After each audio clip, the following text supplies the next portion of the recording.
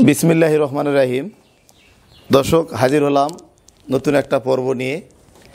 4টি বকনা বাছুর সল্ট আউট হয়ে গেছে। আমাদের গত পর্বের 24 তারিখে আমরা যে বকনা 4টি ভিডিও দিয়েছিলাম, যে বকনা 4টি বিক্রির জন্য প্রতিবেদন করেছিলাম, এগুলা বিক্রয় হয়ে গেছে।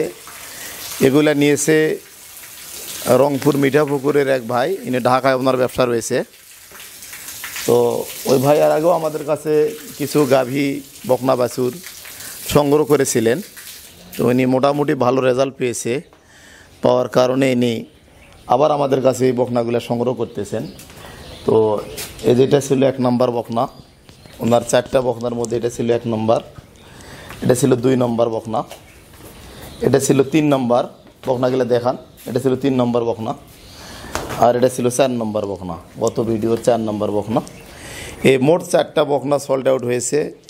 তো রংপুর মিঠাপুকুর ওনার বাসা, ঢাকায় ওনার ব্যবসা রয়েছে। তো উনি মাঝে মাঝে আমাদের কাছে বকনা এবং গাভী সংগ্রহ করে উনি কিছুদিন লালন পালন করার পরে বিক্রি করে। তো দর্শক, যারা ভালো মানের গরু সংগ্রহ করতে চান তারা আমাদের সঙ্গে যোগাযোগ করতে পারেন।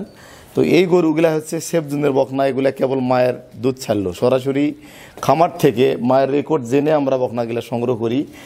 আর আমাদের বকনাগুলার বৈশিষ্ট্যগুলো ভালো থাকে।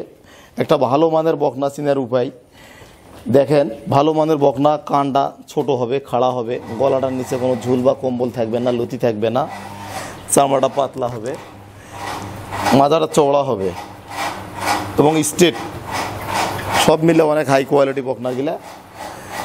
দর্শক, ভাইয়ের জন্য আমরা দোয়া এবং শুভকামনা, ওনার খামারে সমৃদ্ধি হোক এই কামনা করে আজকের মতো বিদায় নিচ্ছি।